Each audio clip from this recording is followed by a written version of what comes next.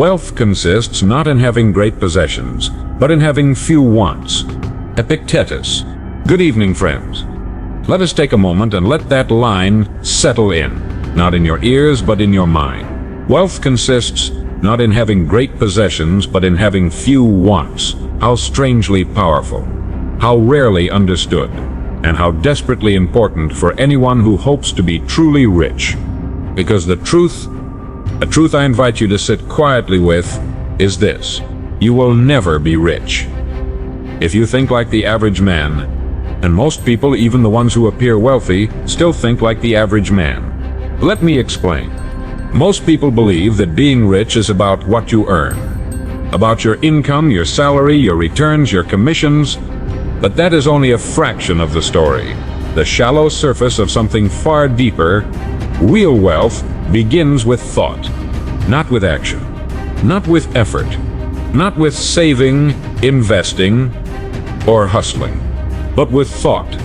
Now that may sound abstract to the hurried modern mind. We live in a world that worships action, frantic motion, endless doing, chasing, accumulating.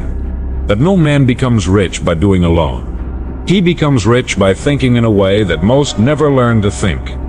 You see, the man who never becomes rich, he believes money is outside of him. He sees wealth as something to pursue. He imagines it as a mountain to climb, a trophy to earn, a game to win. But the rich man, truly rich in mind and in life, he knows money is not a chase. It is a consequence of value, a consequence of vision, a consequence of how he thinks. And this brings us to the central truth of this message. You will never be rich if your thoughts are built on limits. If you believe the world is scarce, if you resent those who succeed, if you see money as evil, if you fear taking risks, if you envy instead of emulate, then you are thinking like the poor, even if your pockets are full. Because being poor is not a financial condition. It is a mental one. It is a way of seeing the world through the lens of lack, not possibility. Through fear, not faith. Through envy, not creation. Let me be direct with you. You may earn $1 million and still feel broke. You may own much and still live in quiet desperation. You may appear wealthy and yet inside feel hollow, afraid, and unsatisfied. Why? Because true wealth, the kind that lasts, the kind that grows, it is not measured in currency, but in clarity. Clarity of thought, clarity of purpose, clarity of value. The poor thinker says, "How can I get more?" The rich thinker asks, "How can I become more?" Do you see the difference? One is hunting scraps. The other is building a kingdom. The poor thinker is waiting for a break. The rich thinker is becoming the kind of person who creates breaks.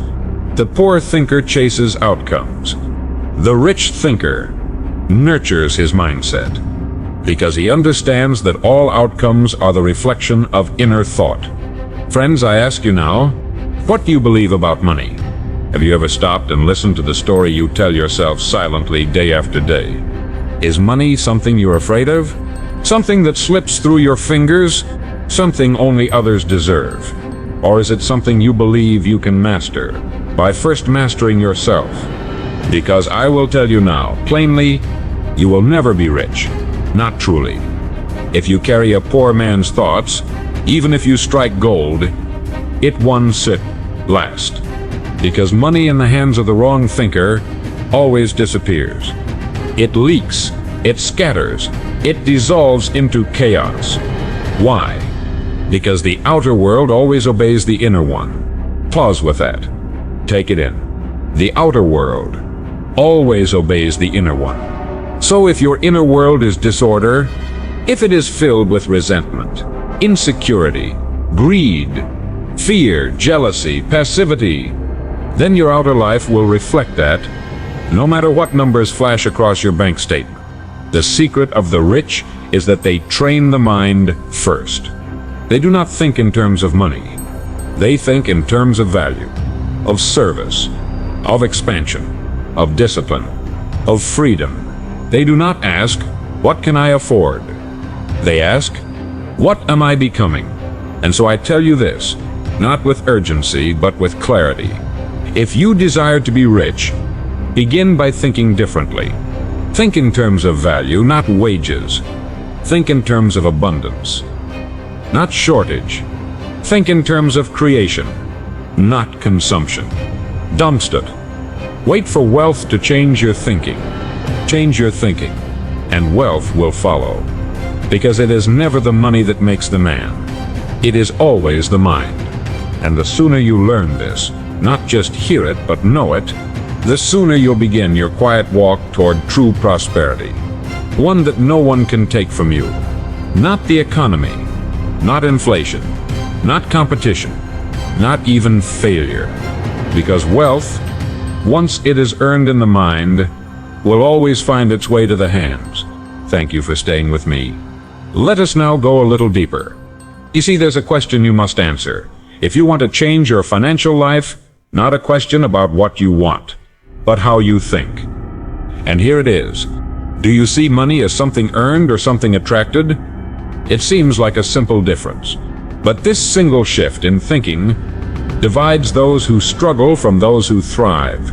The average man believes that money comes through effort alone, that he must earn every dollar with sweat and time, that the more hours he puts in, the more he deserves. But that, my friends, is a limited view, because effort alone does not create wealth. If it did, then the hardest working people on earth would be the richest. But we both know they are not. You do not become rich by working harder. You become rich by thinking higher.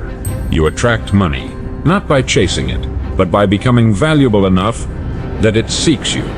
It finds you through the quality of your ideas, through the consistency of your habits, through the strength of your mindset, and through the usefulness of your work. Now listen closely. You are paid, in any field, in any economy, in direct proportion to the value you bring to the world. Not what you believe you're worth, not what your degree says, not what you hope for, but what you actually contribute and how rare, needed, or excellent that contribution is. So the man who is always asking, "How much can I make?" is thinking backwards. The man who becomes wealthy is always asking, "How much can I grow?" Because he knows that growth precedes wealth. He doesn't wait for motivation. He doesn't wish for luck. He develops himself daily, quietly, and with purpose. And while others are hoping for opportunities, he becomes the kind of person opportunities are drawn to.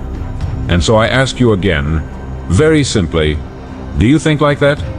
Do you wake up in the morning and ask, "How can I increase my value today?" Or do you wake up dreading the work, watching the clock, hoping for the weekend? Because that second way, that's the mindset of the poor, of the average, of the stuck.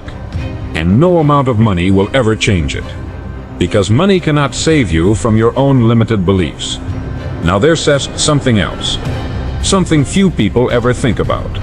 Your environment is feeding your thoughts.